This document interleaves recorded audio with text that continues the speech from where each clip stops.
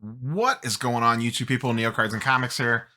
Just recording a quick little intro. Today we are having Peter from SGC on the channel for another interview.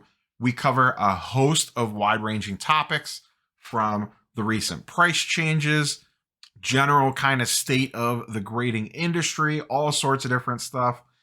We also have a very candid conversation about card cleaning, which has recently been a hot topic button issue in the sports card world, and a host of other things. So I encourage you to check it out. Obviously, this is going to be a little longer video than normal with a full, almost over an hour discussion, but some great insight in here.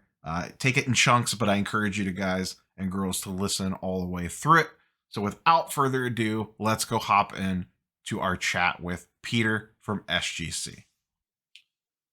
And we are here with Peter from SGC, his second time on the channel, and our third time talking. We had a nice little chat a couple times on the national show floor, in addition to your last appearance on the channel. I guess we'll kind of start. Peter, how have you been since the national? Busy. No, I've been great. I mean, the team's here cranking. Everything is very good in SGC land right now. That's awesome to hear. I was glad when you reached out, because I always enjoy talking with you, even if whether it's SGC or just hobby related stuff in general. So since the national, you guys have kind of had some big stuff. I think if you aggregated my comment section, the number one comment would probably be, why is SGC still at $30? When is SGC going to change prices?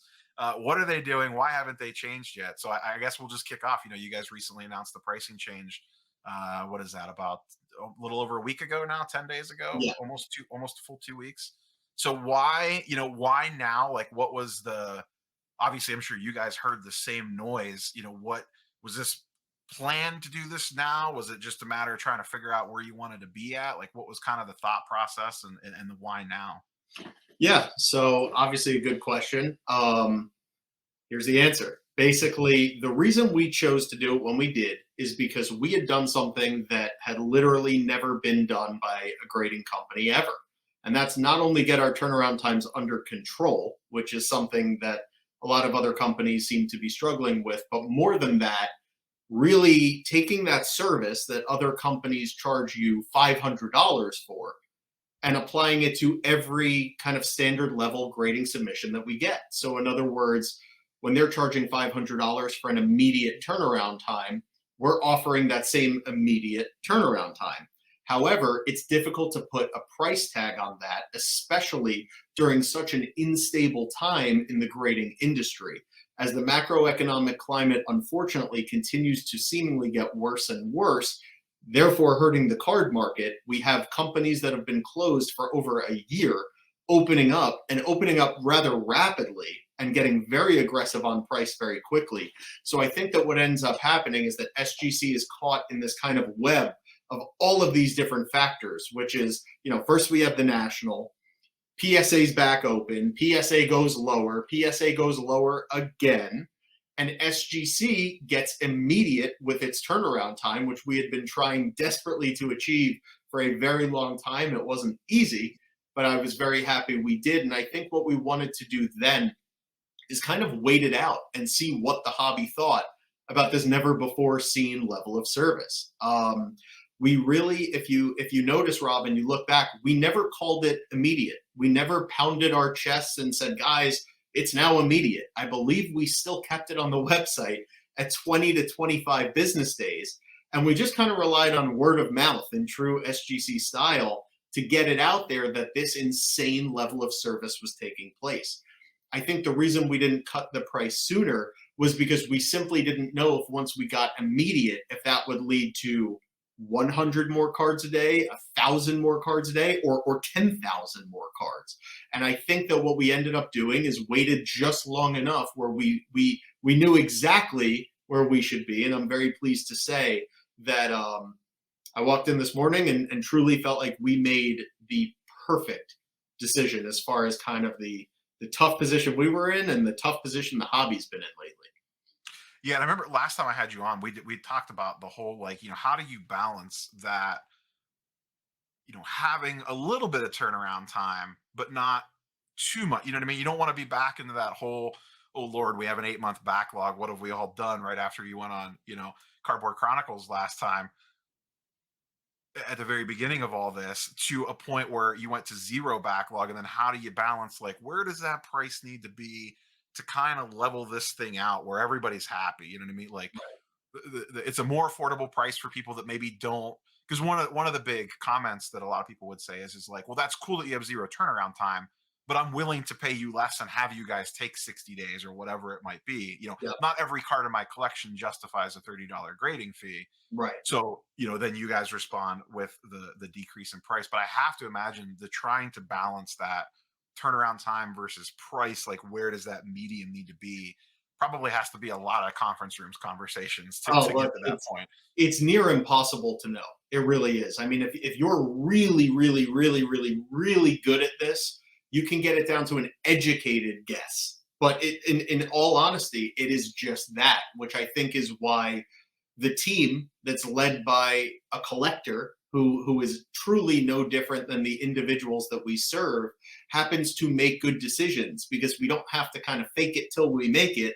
We understand you guys because we are you guys, or we shouldn't be grading your product.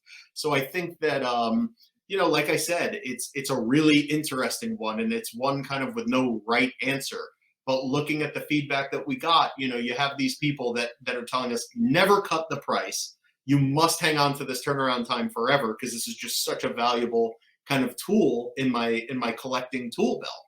And then we have other people that are in the exact opposite camp, where everything is PC, everything is lower value, and they just want to grade as economically as possible. And the reason that we went with this model is we really feel like we kind of dipped our toes in to each different pool of kind of needs of collectors, if that makes sense, where everyone's getting a fantastic, really, you can't even call it fantastic level of service. I'd argue a 20 business day turnaround time is a fantastic level of service, at least looking at this industry from a traditional sense. Mhm. I mean, Rob, we're shipping orders that came in this morning. It's something no other company can dream to compete with, because it truly takes a team of card people throughout. There's not kind of a button pusher in this place. We know what we're doing.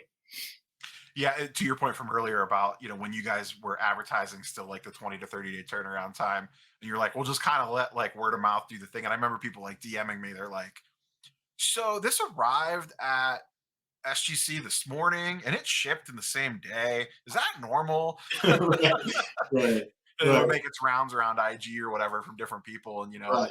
I'm friends with, I talked to Bobbles and Ball Cards, one of your group submitters, on occasion. And he's like, yeah, they had an order delivered and it was a group submission and it was like done in like 48 hours. And that seems fast. Like, Right. Right. No, it was the initial shock was fun. And I think what we realized very quickly is when the shock wears off, collectors get used to it. And all of a sudden, if they're waiting yeah. 5 days, they're going to blowout. And they're like, is something wrong with SGC?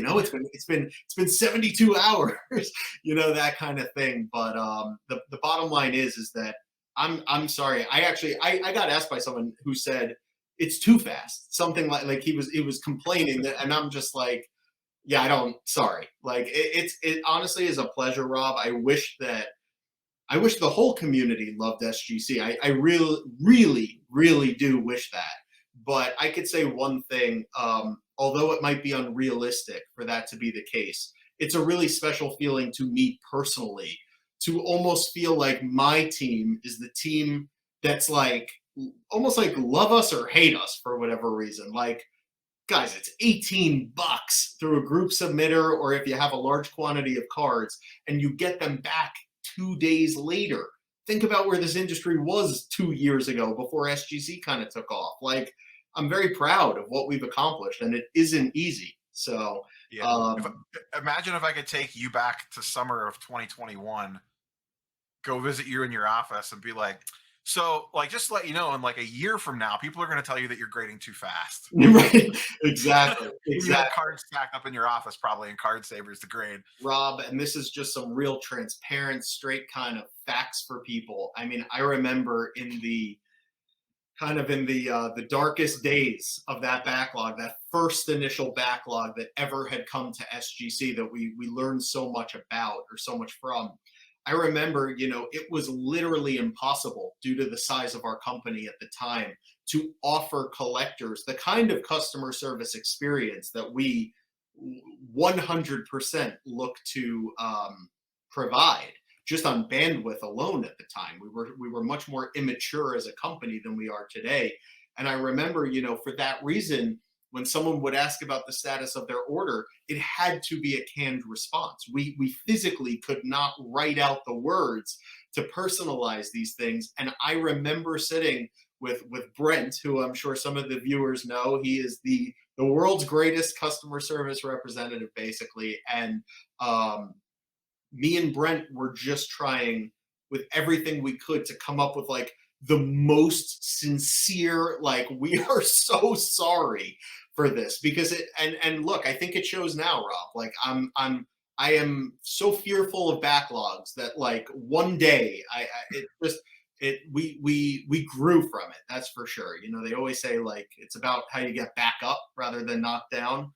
I mean, we meant it when we apologized, and I think that we've proven that with the fact that we just continue to raise the bar.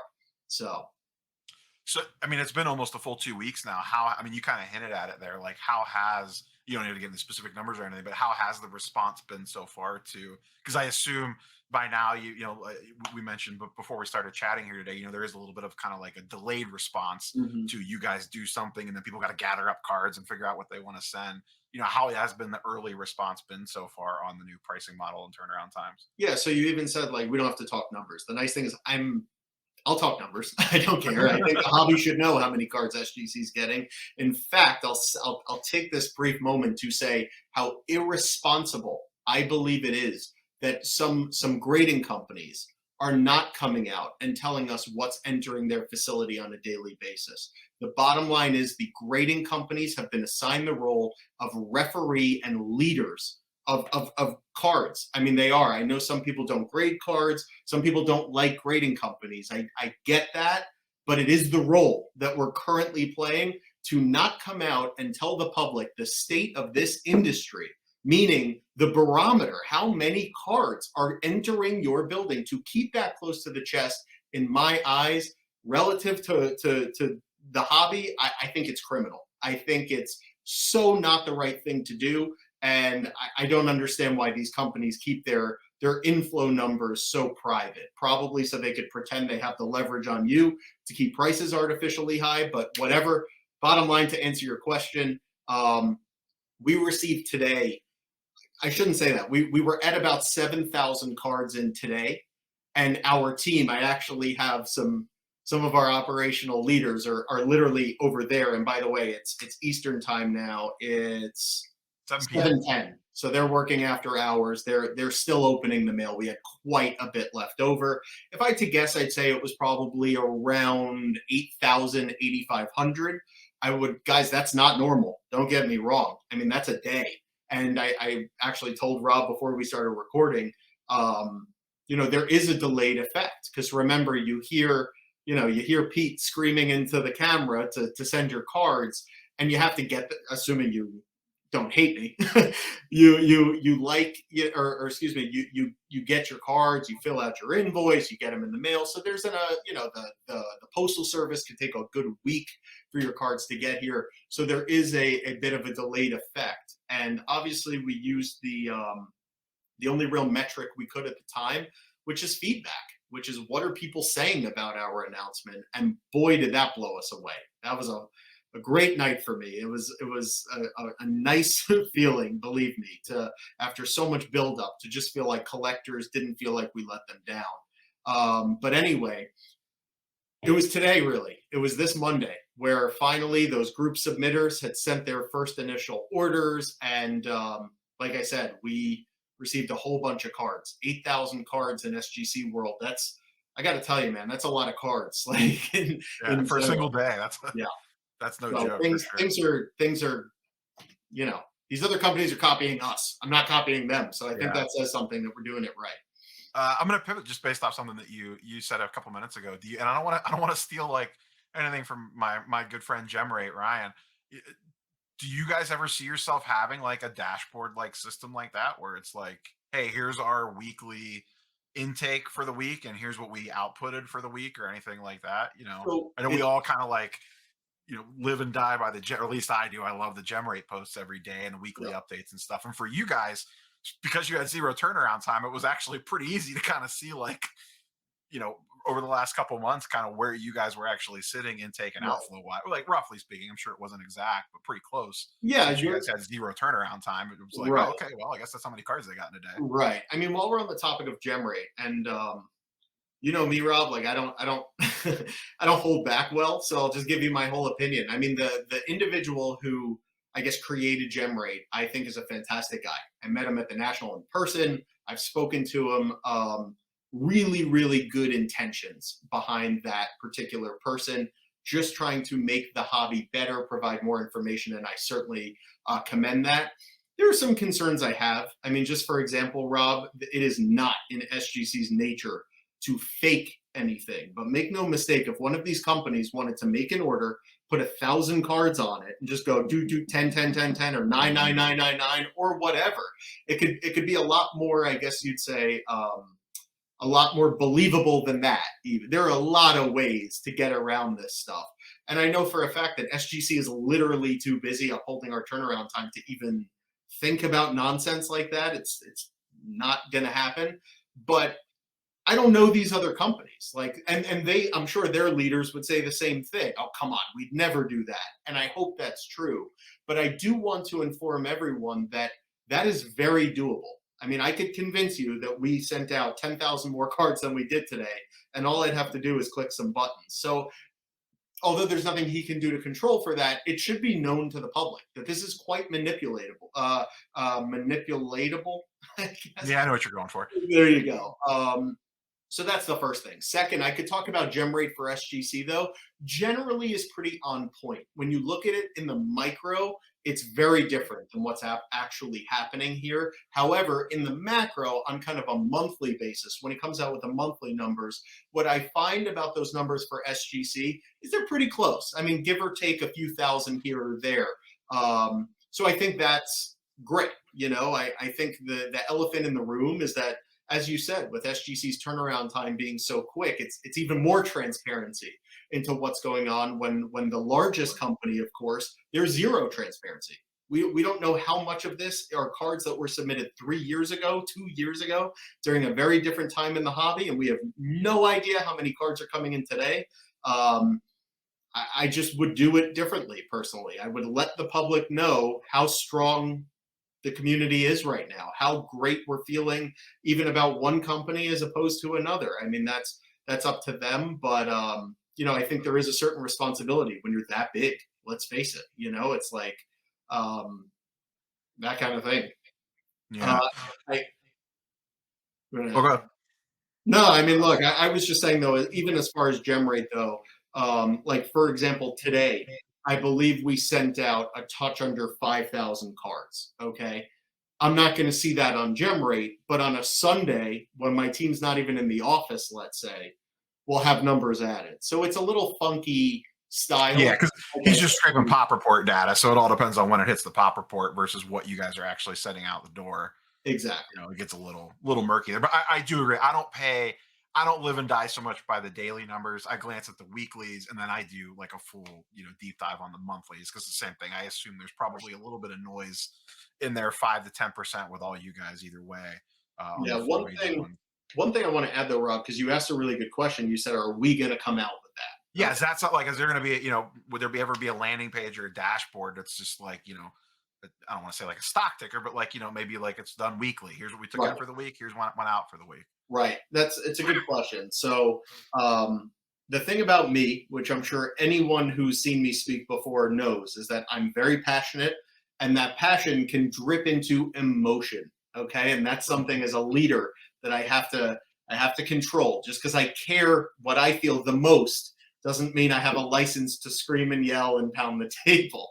But the reason I'm saying that about the emotion is there have been so many times, Rob, where I've seen numbers on gem rate that I want to comment on. because I know what my team sent out that day, and it may have been 4,000 cards, but I'm reading 2.1 thousand. And I've often wanted to comment and say, no, actually, we did 4,000 cards. I mean, the whole thing is that I guess what I'm trying to get at is that we're very proud of the numbers that we have both coming in and going out. We just, I don't know, he's I guess been on point enough when it comes to us that we didn't feel like there was a narrative that needed to Gotcha. be corrected. Although when given the opportunity to speak publicly, I mean, you asked me candidly, almost like, what do you think of gem rate and things like that? I'll give my opinion, which, like I said, great for the hobby. I would put out some more information though on exactly where this is coming from and why we should, at its nature, kind of take it with a little bit of a grain of salt. Yeah. Yeah, it's fantastic transparency just to get a general, like from like what you said earlier, like just to kind of get a macro sense for what exactly how many graded cards are going on the market just from the four ones that he tracks, let alone some of the lesser ones. But just the sheer numbers that go out every month Right. across the board is insane. How much plastic that there is Yeah. actually And floating around out there. let me say this too, Rob. I hope, and I don't know if your viewers will believe it, but it's so true. I hope that PSA is getting annihilated by submissions. I really do. I mean, I think it makes sense if you think about it. We're all eating this pie together. And why Yeah. wouldn't I want to know that that pie is, Pete, that pie is so much more massive than you even thought? I am rooting for their success. You could argue as much as my own. I just, it's like, hey, we're a company here too. We're a player here too, and we happen to touch a lot of collectors in a way that's as quite intimate. These people really love our brand, and we love them back. There's no reason that we shouldn't have that same knowledge of what's going on. So maybe we could almost like help each other in a way. There's so much fighting over these slices of the pie that it's just become not lucrative at all, unfortunately, for anyone to focus on growing it. Besides a few private, I guess you'd say, content creators, which I do commend, who out there is really working on convincing more people to get into cards? I'd argue it's not my competitors, and I wish my company was big enough so I could do that full time, if I'm being honest with Yeah. Do you think, at least for at least for the temporary time, be like maybe the rest of the year to the next little bit, it seemed like before, whether it was you guys or whoever, you would kind of set your price, and then that was just like the price, that it would just sit and stay, and it'd be like the same price for a year plus. you. Right. Do you think that the new trend that we're now seeing, and I joked in a video that I made last week that there's four major grading companies, and they made five pricing changes last week. Do you think that's kind of the era that we're in now, where you guys are, I don't want to say reacting to each other, but there is definitely, whether I don't want to get into like who does whatever first, but just in general, that there's going to be a lot more flexibility on pricing going forward, not necessarily with you guys, but just like industry wide. Do you kind of see that being the thing? Like, it's not like, okay, you guys are at 22 and 18, and then you can kind of kick your heels up and be like, all right, well, cool, that's our price for the next 2 years. Yeah. Or is this, you're constantly monitoring inflow, outflow? Okay, where do we need to be? Do we need to make another adjustment? Is that kind of where you see things, at least in the short term? Here's what I think. I mean, remember, we have made, as you said, we have made one change in about a year and a half. So we could talk, and it just so happened to be, a week and a half ago, 2 weeks ago. So that's kind of the headline of the hour. That particular announcement did leak. Another company got wind of it and rushed out a pricing decrease to kind of, so the aesthetic was that the kid over there at SGC, he just follows the lead of the, no, it is the exact opposite. I happen to think they're very intimidated by the truth, by treating collectors right, by grading the cards better, all of the above, basically. And what they did is they tried to beat us to the punch. And unfortunately, to a lot of people, it appeared that way. However, I truly believe, Rob, if you look at the way things have happened in the industry for the last 2 years, we just don't follow. If we followed, I wouldn't be in charge, because I have no business being in charge of a company taking on these kinds of competitors. We do it our way, and our way is defined by what we feel as true hobbyists is the right way. And I guess what I'm trying to say here with my roundabout answer, as all of them are, is that PSA, Beckett, they basically, in my opinion, they moved because we made a move. And don't get me wrong, if PSA went to $2 a card tomorrow, something tells me I may have to look at the drawing board here and say, oh boy, now they're getting 100% of the pie, and I've worked so hard to build my team up to grab a piece. It's not as dog eat dog, I think, as people think. I happen to despise the term grading wars. I think that's awful. I really do. Like, Sorry. yeah, I know. But it's everyone. It makes a good thumbnail. Sorry. I do it too if it were me. No, you know what it is, Rob, though? Like I think we moved and everyone moved. And I am very interested to see if we don't move. Let's say the hobby loves what we've done here. We truly found the sweet spot between price and service. It'll be very interesting to me when the next move happens if we do settle in here.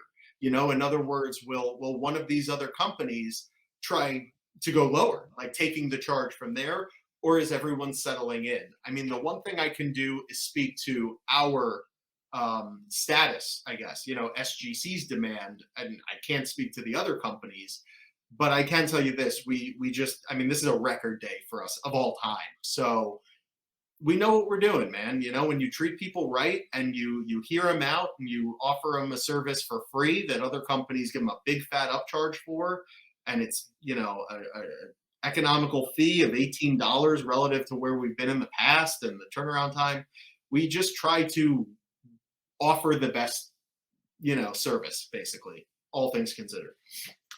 One thing I wanted to, I know the answer to this, but just so you could be on the record for it, because I did get a couple questions and comments about this when I said I was having you on. Currently on modern to ultra modern, you guys have 0 declared value, 0 upcharges, correct? The current pricing here. I know your website sets up a little bit weird. So I think some people had some questions because when you pull up the pricing grid, it does say that there's declared value, and I forget the year marker. You could probably correct me, but I just know it generally as modern to ultra modern. No upcharges, no declared value. It's non-existent essentially with you guys, correct? That's exactly correct. That's what I thought. Just so everyone's clear on that, because I did get a couple questions on that through the thing. Last time we chatted in person was at the National, and you guys did the RCR at the National, obviously.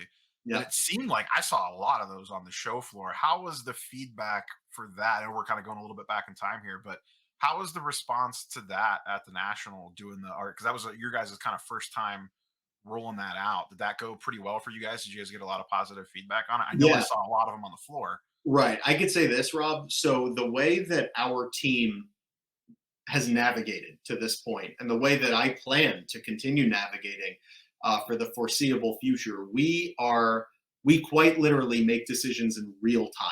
I mean, we are just so nimble, so quick. Again, once you operate better, you just have a leg up that's very difficult to kind of overcome if you're a competitor. And the reason I'm saying this is because right before the National, we had to look at the turnaround time. We certainly had to look at the state of grading, which, let's face it, has just been so wacky over the last 6 months or so. And I think what we decided somewhat last minute was, you know what, guys, we're preserving this turnaround time. We're not going to have a great 3 days only to have a miserable 3 months when we get back. In other words, doing the exact opposite of what we're paid to do, which is offer, the service that people want. So we decided to go with something that we'd never done before, which was the pre-grading.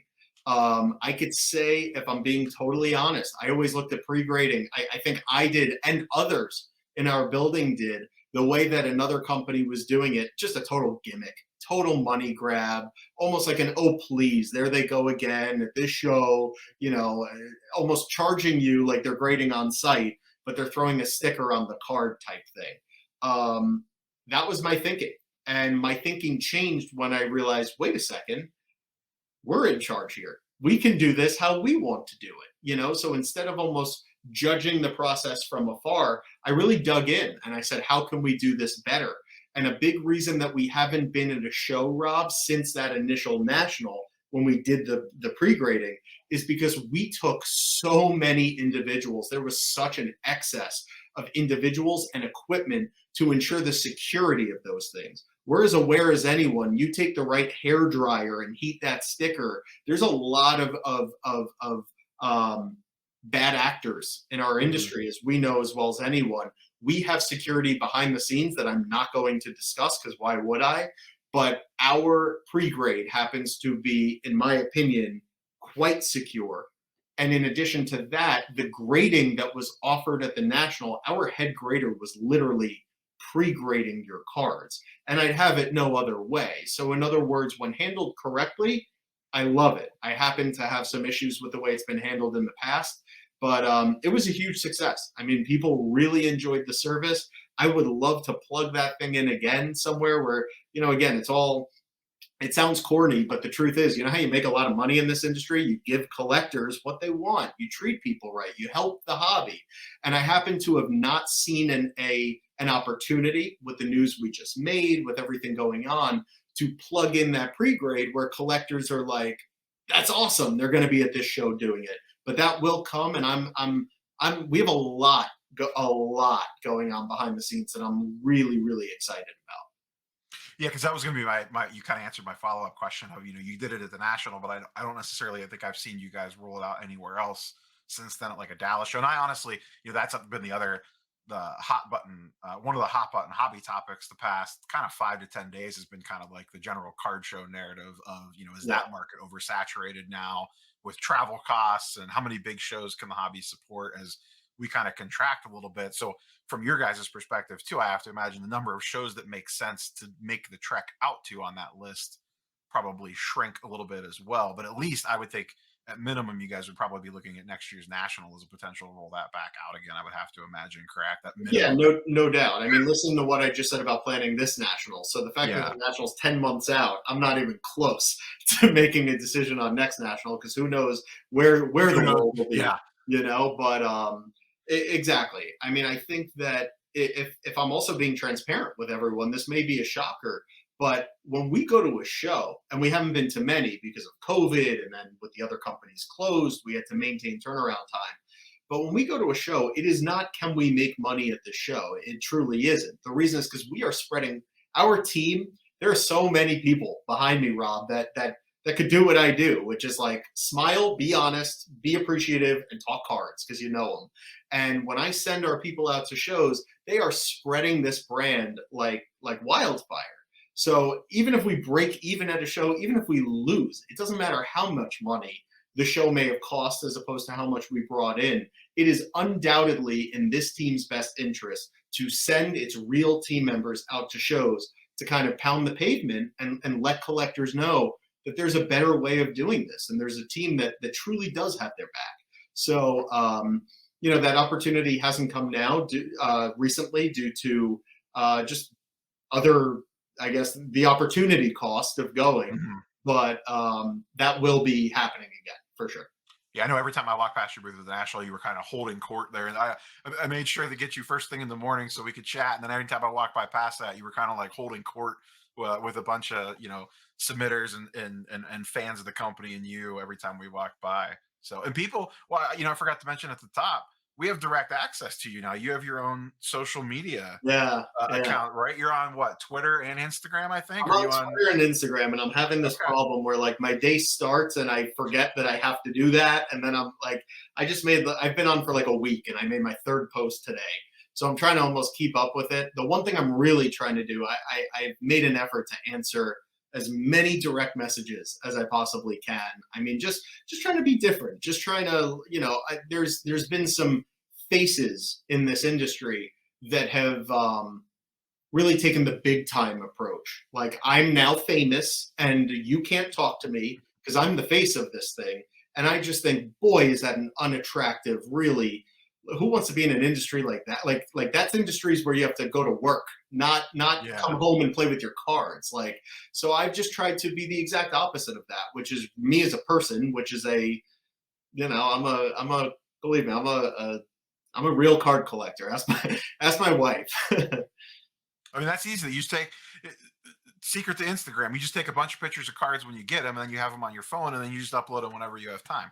That's what I should be doing. Unfortunately, I don't. It's like this real time thing. But I posted a card today. I have a lot of fun doing it because it allows me to add a little, a little bit of my Personal me touch. flavor. Yeah. Yeah, exactly, Yeah, we get exactly. to know you, the person, versus you, the tuxedo slab. Yeah, and I don't have enough followers. So if you're not, if you don't find me annoying, go follow me. Do you? And I've always been, we'll kind of go a little slide off the rails here a little bit. Have you, as SGC? I know that you did like the little behind the scenes video about the announcement, that little 15-minute thing that you guys did.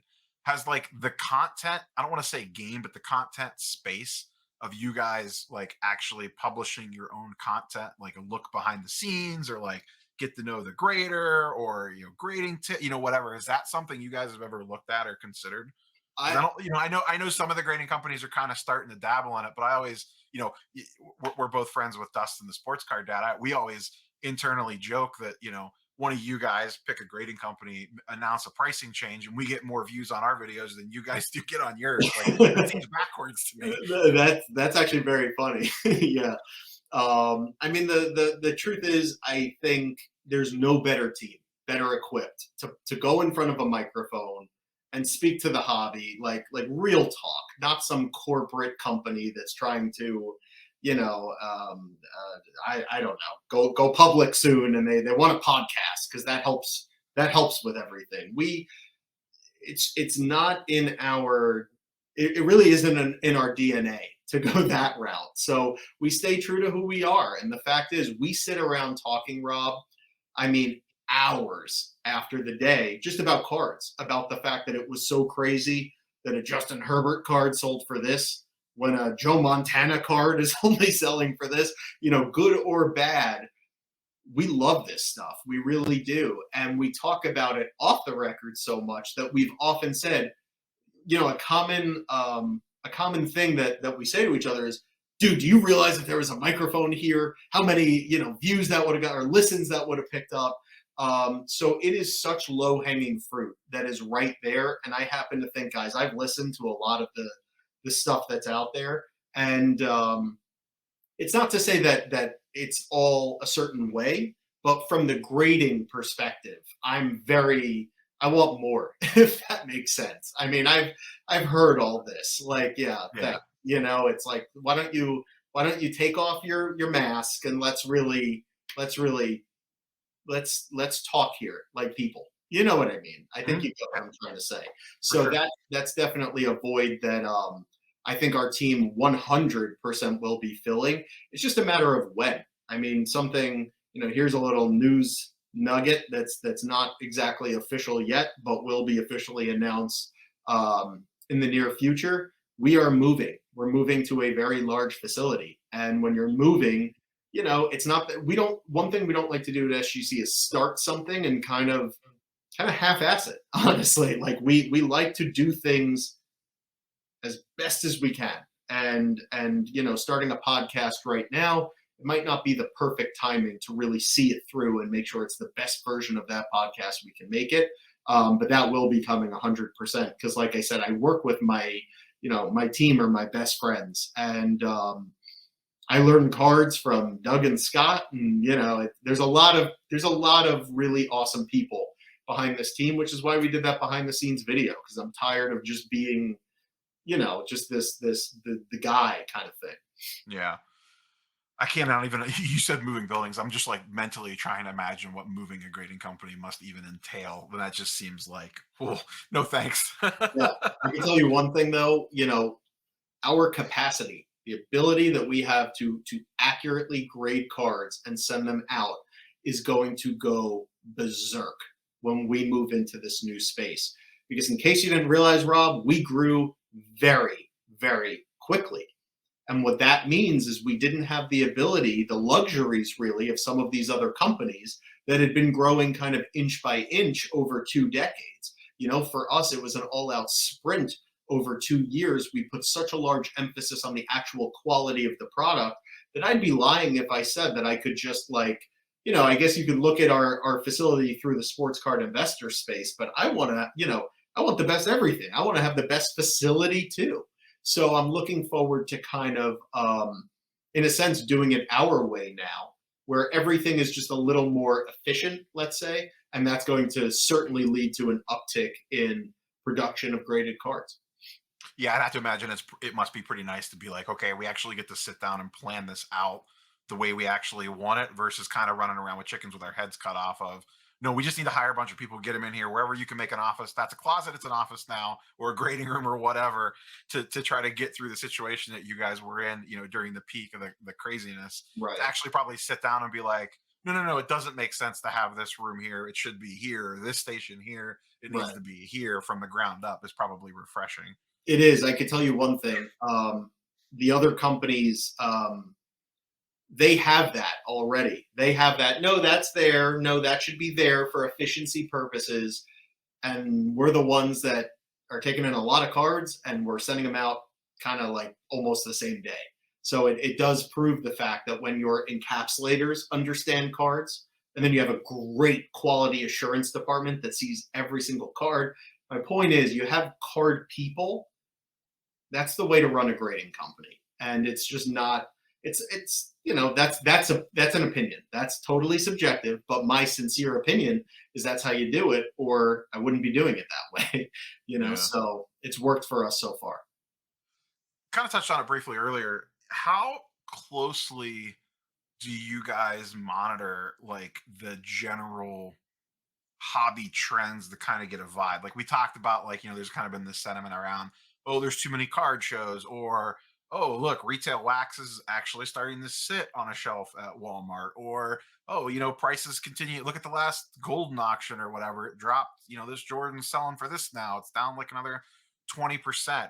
Just as not necessarily as like hobbyists slash collectors, but more on the business side. Is that something that you guys try to keep your fingers on the pulse of to try to get like a general narrative of where things might be going slash kind of like a general state of the industry slash hobby slash card market, whatever you want to call it? Yeah, and I think the answer I'm about to give kind of speaks to the almost the conundrum that I'm in. I wish my this is not my dream job. It may appear that way, but it's not. My dream job is having the full-time job of growing the hobby. Like truly, it is my favorite thing to do. It drives my wife crazy, but when we're out to dinner with another couple or anyone, the conversation always goes to cards, and I'm always telling them about how the 1914 Cracker Jack set, the cards were put in the actual boxes, but there's just so much there that I'm so passionate about. And like I told you before, unfortunately, I do think there's a void for that outreach. It's like we can't only rely on breakers that are entertaining to grow the pie. Because I think no matter how entertaining, it's about cards. That's why we're here, because there's many other forms of entertainment out there. So I just happen to think that we're very in touch with the hobby because we're collectors, and it's hard not to be. We kind of live Mhm. and breathe this stuff. But I'd also be lying if I said that I'm not a little bit in somewhat of a cocoon in SGC world. I mean, I'm, as you can imagine, Rob, if you ask me a question about the breakdown of the orders today, or how many cards went out yesterday, and how'd the day go, and what's SGC up to in the future, I could rattle that stuff off like it's nothing. But when you ask me some of these more the hobby questions, a lot of them I defer to an individual like yourself. I mean, I wish I could spend more time on that, but unfortunately, I cannot at this time. So I do. I don't want to say I worry, because I'm confident that things will get right, that we will correct here. But I do think this industry has to do certain things differently if it's going to want to surpass, the kind of numbers like we saw in 2020. Cool. We got talk about one more kind of hot button thing, and then I fielded questions from the commenters and subscribers and viewers, and I kind of boiled those down into a couple key things. So the last real hot button thing, and this was something that was kind of filtering around probably 2 or 3 weeks ago, and it kind of gets down to the whole card cleaning, card prepping. Where I'm kind of just I use a microfiber and wipe it off, and let's kind of we'll couch this on the ultra modern side of things to modern like chrome style cards. What I guess from SGC standpoint, what is acceptable to do to prep a card versus when does it cross? I mean, obviously, clearly, if you cut a piece off, then we're getting into trimming, color touch, that sort of stuff. Clearly, but seems to be a lot of gray there. Like when does it go too far? Or whatever you kind of want to throw in on that. It's kind of a weird question. I mean, it's not a weird question, but it's hard to like just a lot of gray area there. Yeah, I mean, I can tell you one thing too. Like, this is the equivalent in my position, just to provide some quick relativity. I am facing the firing squad right here. That is the exact question that no other leader of these other companies, you could pay them $1 million, and for them to look you in the eye and take that question, give an honest answer. That's like what they dream about when they're having like the worst nightmare they've ever had. So I'll give you my honest opinion because I'm not ashamed of it. Here's the deal, Rob. Our graders, okay, are humans. However, they are assisted by very, I don't know what the definition of very advanced is, but certainly to me, it's very advanced technology. Okay. They are trained as well as a human being can possibly be trained to pick up all varieties of alterations. In addition to that, the technology that's assisting them happens to be the exact technology you'd like in place to pick up many of these alterations. However, you cannot detect what isn't there. What I mean by that, Rob, is if you clean a card and there is zero residue on the surface, quite literally, unless our head grader was in the room while you cleaned it, he's going to put a numerical grade on that card because there's nothing there to point to. I mean, we can't just sit here guessing, making large assumptions, almost like it's too good to be true. I mean, again, those calls are made all the time, primarily in vintage. Remember, is where the alterations are really, really prominent. But it's really the same style in vintage. It's if there's any sign, we're going to kick that card. However, if there's no sign, there's no sign. If it's not there, what are you supposed to catch? That's exactly right, Rob. I like to think that SGC is leading the way on buybacks and cleaning up the market. I mean, the amount of money that I've spent, and I mean it, I'm the one who signs the checks. The amount of money that we've spent over the last year, not even on a lot of cards, but on very expensive items, taking them off the market. We really are, I guess what I'm trying to say, fair in that respect. We really want to do good when it comes to cleaning up the bad cards out there.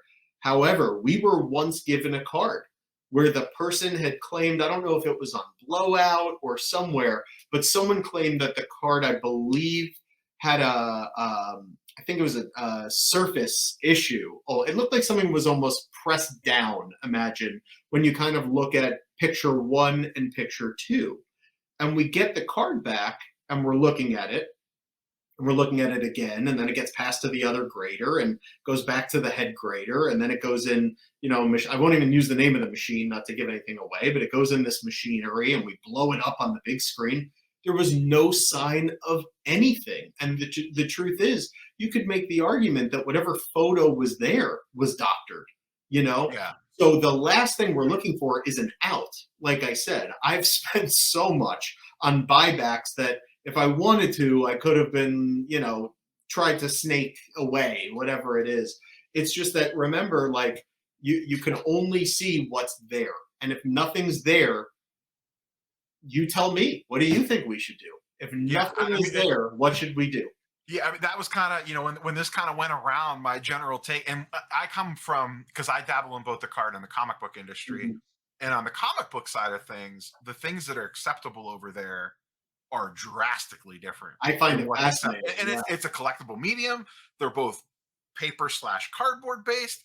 And if you see, I could show you, Instagram photos of before and afters of comic books. And hell, you could send it to CGC, the PSA of comic book grading, and they will literally press and clean the book for you. You could pay Right. them for that Right. service. Right. Could you imagine you guys coming out tomorrow and being like, hey, and clearly, audience, SGC is not offering this. Send your card in, we'll wipe it down, clean it, wax it, the whole 9 yards, then slab it and authenticate it. You guys Right. would be roasted. Like, Yeah. Look, but but in the comic book world, hey, yeah, that's a service that we offer. You right. know, Well, I and think then I don't know the comic book world like you do, obviously. In fact, I don't know much about the comic book world in general. I did know that they have like restoration, which again I find fascinating. Just the differences, like you just pointed to. However, I have to think I don't know the comic community again like you do, but I have to think that the comic community gives its a-okay to that kind of activity because if it didn't, they wouldn't be the number one in grading comics. yeah, So I think if all of a sudden just a resounding kind of unanimous feeling of the current card collectors was no SGC, you know, almost like grade it, even though I put a little color under Jackie Robinson's eye, whatever it is. yeah, Maybe we'd revisit it, but it's just so far in because I think it's yeah, been and very even like clear, color even touch traditionally. in the comic book world, if you add almost like on cards, if you add color or trim, that is flagged and it's put as a purple label, which is marked as restoration. Kind of like how you guys do with the authentic but trimmed or Yeah. whatever. It's the same thing on that side. That's not blue label is what they call like their standard label. It means everything on this book is fine. Okay. But there's still a lot of things you could do, like from a cleaning perspective, to get stains off, to press a book down if it's got a wrinkled cover to kind of flatten it back out again. Like they literally put them in t-shirt presses, like iron presses, to press them back down again. That's Right. how they do it. But to your point from earlier, early on, the way I understand it, and I know the sports card grading side way better than the comic book side when it comes to grading. But the reason why it became accepted on the pressing side, what I've been told is because that the grading companies couldn't tell. You know what I mean? Like you, how are you?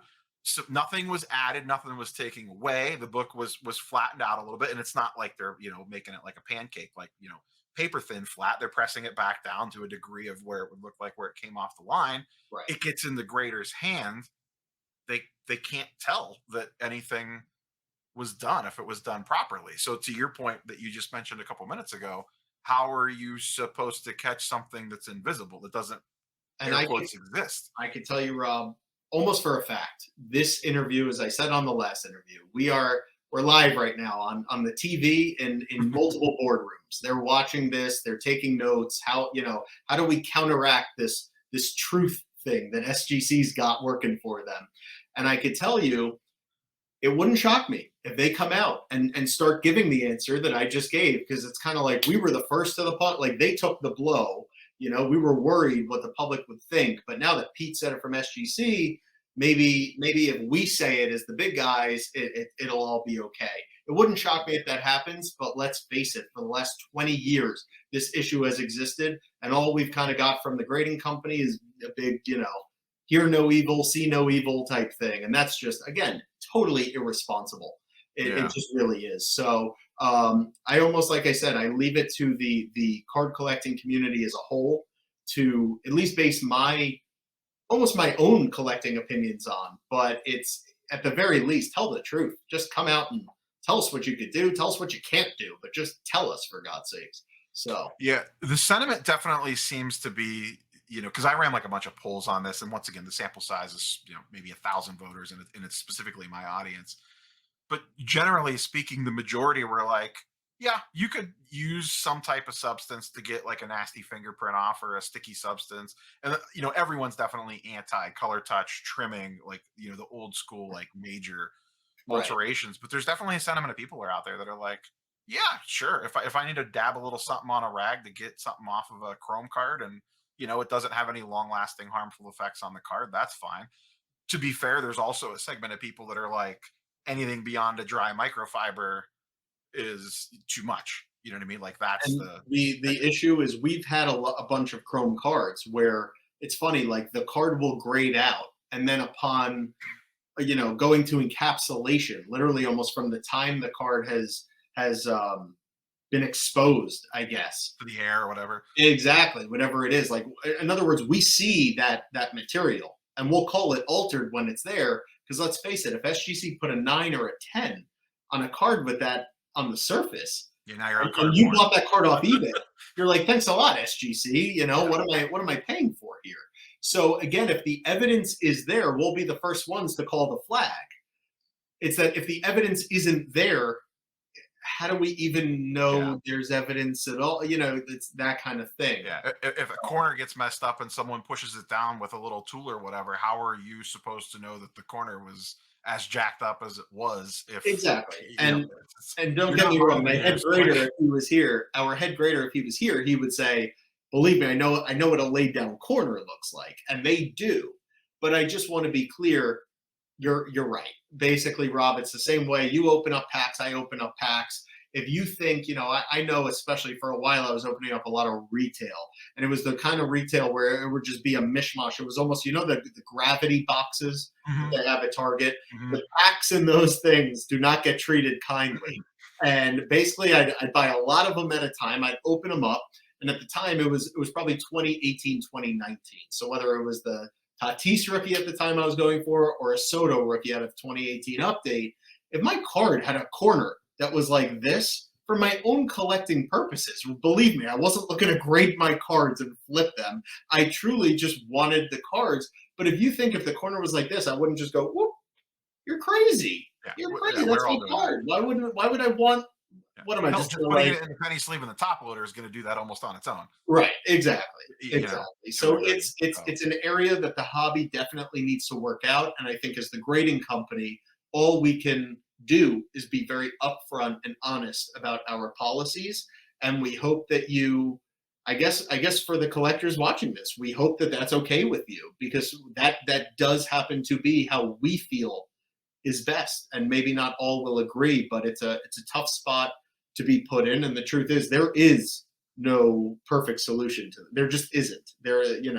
I know where the conversation can go. Believe me, there isn't a perfect solution to this. So no. We'll wrap up here just on a couple. I kind of fielded the viewers for questions, and they kind of all lumped into one big main category, and that's kind of, I'm going to sum it up as one buzzword of innovation. Like, most people kind of wanted to know, like, what's next. You can't compete on price forever. There has to be other things. So these kind of came into a couple different buckets. I'll throw them out there, and then you can kind of take them as you want.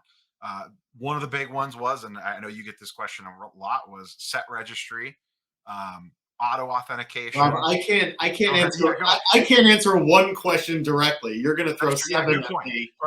Yeah, We're gonna you're be here actually till correct. midnight. No, one of the big things that people were asking about was set registry stuff. Is that, on a whiteboard somewhere? And I know that you can't, like, reveal, oh yeah, it's going to be launching on December 1st or anything crazy like that. But is that at least some? I'm sure this is not the first time you've heard the word set registry. And Right. when is it coming?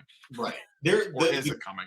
the good news here, guys, is if I were sitting at my desk and I truly had to think what's next, and it didn't come to me, I happen to think that maybe not the hobby, but SGC Nation out there, are the collecting community that collects SGC, would be in a lot of trouble, because there wouldn't be an answer. It's kind of like, this is what it is, and hope you enjoy it for the next 20 years. The what's next smack me in the frickin' face so hard that it is difficult to almost set a list of priorities, of course, against the practicality and deliverability of those specific initiatives. I can say one thing. I do a lot of speaking publicly. I leverage the competitive advantage that our team has, which is that we are honest, we are open, we are transparent, and we have nothing to hide.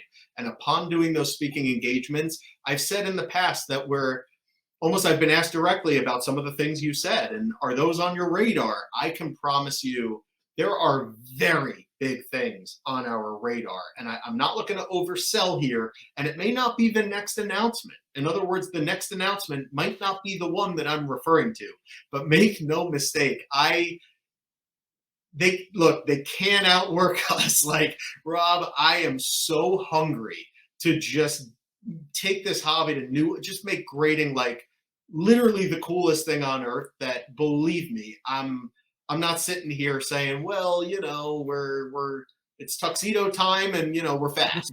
It's not enough. And the only thing I will add, though, is, remember, we're not just competing on price. I mean, the fact is, at this point, SGC is just, like, almost checking every box type thing. I mean, when it comes to the accuracy and consistency of the grades, which should be number one on everyone's priority list, accuracy and consistency of the grades, it's economical, it's fast customer service. You get services that cost money elsewhere that are free with us. You have memberships that are necessary elsewhere. There's no memberships here. There's no minimum cards. There's no declared value limits. We make submitting cards as easy as it should be. And we do our best to make grading fun, because at the end of the day, I say it all the time, I know a lot of people who submit their cards elsewhere, and that's fine and that's awesome. It's a big hobby. Everyone should send cards to PSA, send cards to Beckett if you wish.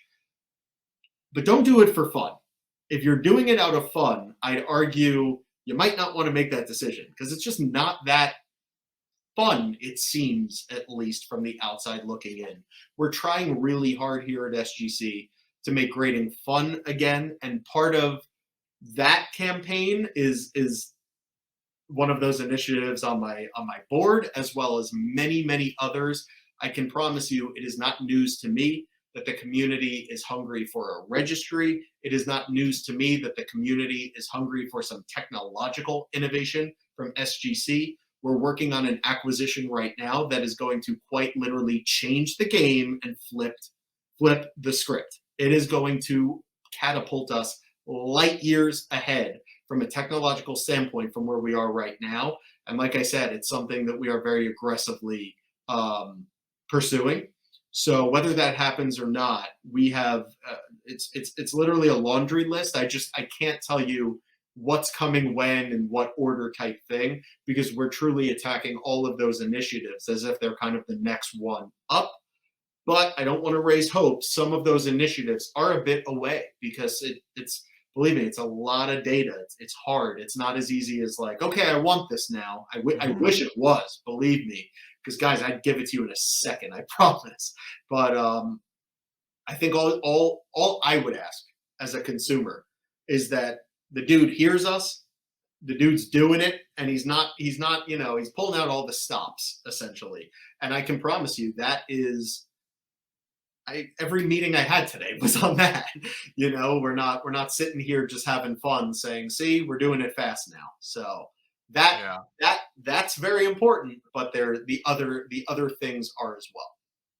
Yeah, to your point about like security and stuff like that, probably the number one thing was stuff around the slab itself. And I was going to joke and say, if I opened up your desk drawer there, how many sample slabs do you have laying around? I can tell you this. Look, I'd be it's almost what I just said. How I'd be such a hypocrite if I said, I'm looking into everything, but not that. I'm looking into I mean, it's almost like someone would advise me to maybe like cool down on some focus a little bit, Peter. To an extent, but really not, Rob. The truth is, it's not. Believe me, I'm not spreading myself too thin where we can't attack these things. I guess I'm just trying to say there truly is no stone unturned when it comes to the kind of I guess you'd say the legitimate not curiosity, but just innovation, like you said, the improvements. And I happen to think that some of the announcements that we're going to come out here, hopefully pretty soon, will be taken very well. I truly that's what I want. We work very hard just to see fire emojis and SGC to the moon with a little stock thing going on, and it hurts really badly when they're clown emojis. So we work hard to avoid those. Well, you guys have come a long way from the clown emoji days of the early days of the pandemic and the hobby craziness, when you guys were justifiably so in some cases, as we talked about last time you were on, that you guys should have got a little bit of grief from what the stuff that went when things went haywire. But as you said earlier, you guys bounced back from it, and as we talked last time, probably a much stronger company than you ever could have dreamed, just by going through that crucible, for lack of a better term. Yeah, I mean, that's just the team. I mean, I say it all the time. Like, it is an unfair amount of credit that's put, like, so unfair. Like, I do my job, but there are so many other people doing their jobs. And without each and every one of those jobs being done absolutely as best as they possibly can, this whole thing just can't it wouldn't be here right now. It wouldn't be functioning like it does. So I cannot articulate enough just how outstanding this team is. It really is a special group of people we have here, and they really do love all of you that support us and keep us going. But the other thing I just want to touch upon, because I missed it, on security in general, because I failed to educate the public. This is definitely on me. Remember, we were the first company, at least to my knowledge. I shouldn't even say that. We were very early on imaging not just some cards that we graded, but every one.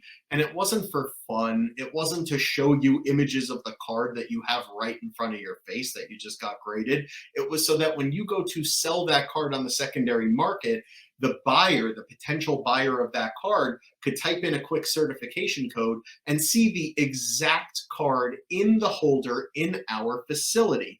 So I've heard a lot, I could pop open your cases. Great. Awesome. You should be able to, if you want your card out of there, you should be able to access it. Remember, there is no better security, and any kind of tamper evident anything is just really a band-aid for that. There's no better security than seeing the card sonically welded in the holder in our facility. And those images are available for every card that we've graded over the last 2 years. And remember, we've graded a lot more cards even over the last 2 years than our company did for the previous 20. So the good news is we're going to look back 5 years from now, Rob, and a very, very, very high percentage of cards will be imaged in SGC's database. And what I'm working on here, speaking about innovation, is a very easy to access platform for collectors, where when you're at a show, you don't have to go to SGC's lousy mobile website and type in the cert code. It's click, done. And I'm hoping that that's delivered very soon. And I happen to think that's security. Like you go to, it's boom, look at it, you're good. Like nothing else to it type thing. Is that something? This made me another question pop up in my head as we're trying to wrap here. Is that like on, say, someone submits like a 1 out of 5 Justin Herbert from Flawless or whatever? Is that something you guys ever go back and look to see if it's if it gets resent in raw again, to look back to see if that's a card that you guys have ever graded in the past? Yeah, that's a good look. This is the 2 of 5, and it happened to be an SGC 8 3 years ago or whatever. Right. And now we're getting it in raw again. It's a good question. I mean, I'd be lying if I said, totally lying, if I said that it's a perfect system. I mean, the thing to remember is when you actually have good graders, so much of those pressures you don't have to worry about anymore. Because I'd argue, let's put it this way: if you cracked out 10s from SGC and you submitted them back, okay, we all know, and the cards didn't get damaged, would there be some 9.5s in there? There could be. Let's be real. There could be. Would there be mostly 10s? I think so. I think if you did that for other companies, it would be a tremendous embarrassment on those companies, because I think what you'd see is a 10 goes to a 6, goes to an 8, goes to just craziness. So my point is when you have the consistency of the grading, you don't have to worry so much about resubmission. You still want to avoid it. But what I was going to say is, while it's not a perfect system, Rob, even if the card's never been sent to us and it's a 2 of 5 big Herbert card, our graders are literally combing the internet just to make sure that this card is scandal free, that this isn't one with or something. Or exactly. So that certainly goes for cards that we've graded in the past. We can look them up in our database, but I just want to be clear that I am not here saying that if you submit a card to SGC and it was a 10, you just get a 10. That's any grading company that tells you that is lying. Yeah. Who knows what happened to that card? Yeah. And to that image standpoint, when I've sent stuff to you guys in the past, those are real handy to just throw up on eBay and not have to worry about taking pictures of the cards. I've sold cards from SGC submissions before I even had them back in hand. Because the seller ready images pop up, and I know they're going to be here in a couple days. I'll start listing on eBay while they're making their trek from Florida up to Ohio. And I don't got to deal with taking pictures. I'm telling you, man, I think the community, if only you knew what we're working on, you would be proud. Now, I have no doubt there might be something you wish was prioritized over this, and throw that out. I want this more. Every collector's different. Yeah. But if you guys think that we're just sitting here again, putting our feet up, saying, guys, we're the fastest grading company, we have it's literally not in our nature. We have had to fight and claw to become the #2 company, and it was not easy. It was not easy. And I guess what I'm saying is, we got your back, everyone. We do, and certain people will be happy before others, but everyone is being looked out for in this facility. I really mean that. All right, we'll go ahead and wrap it up there. You guys, Peter, what is your actual social media handles? I should have those up handy. Do you know them? I think it's SGC Pete is definitely one of them. I think it's both of them. I think it's both You're of them. So failing the we'll go with quiz. SGC Pete. Yeah. I will link to them in the description of this video down below. So in addition to go following the various SGC social media accounts and checking out their new pricing and offerings on their webpage, give Peter a follow over on the IG and the Twitter. And you have to start posting some reels and stuff. We got to get you, send you to like influencer school or something. Oh, look, it's and this hobby, man, it could be a judgmental bunch. So we come up with ideas, but then we're like, wait, they're not gonna, that won't look good. Like there's a door Yeah. there. I don't know. Just press record. That's what I learned a long time ago when I Yeah. started recording. Pressing record's the hardest part. Well, look, you're the celebrity here, so I gotta. Yeah. I'll I learn don't know from about you. that one. I'll learn from you. But no, I appreciate it, man. SGC Pete, I gotta get those followers up, guys. It's I'm not cutting it, so appreciate it. As always, Peter, it is a pleasure to have you on, whether to talk SGC or just hobby relevant things and all things grading. And you are by far and away one of the most transparent, if not, they're probably the most transparent when it comes to the grading companies by far. Just for people's little bit of background here. When I have Peter on both times, the first time and the second time, there is no like I don't send them pre-screened questions. It's not like anything's off limits. It's pretty much sure. I'll come on. Let's chat. And that you're absolutely fantastic about that. So as someone that interviewing you, that makes my job a lot easier as well. So Appreciate it, Rob. Yeah, no, it's truly a pleasure to come on and just talk cards and the hobby and grading, and hopefully this kind of thing happens more and more. And if I have to look at the trends of how grading companies kind of go, I'm sure we'll be seeing some more leaders following this lead, I guess, doing their best to come out. So thanks a lot, man. I really appreciate it. And for anyone watching, the fact that you took time to listen to us speak means a lot to me. So thank you very much. all right, we'll catch all you guys and girls later. Peace.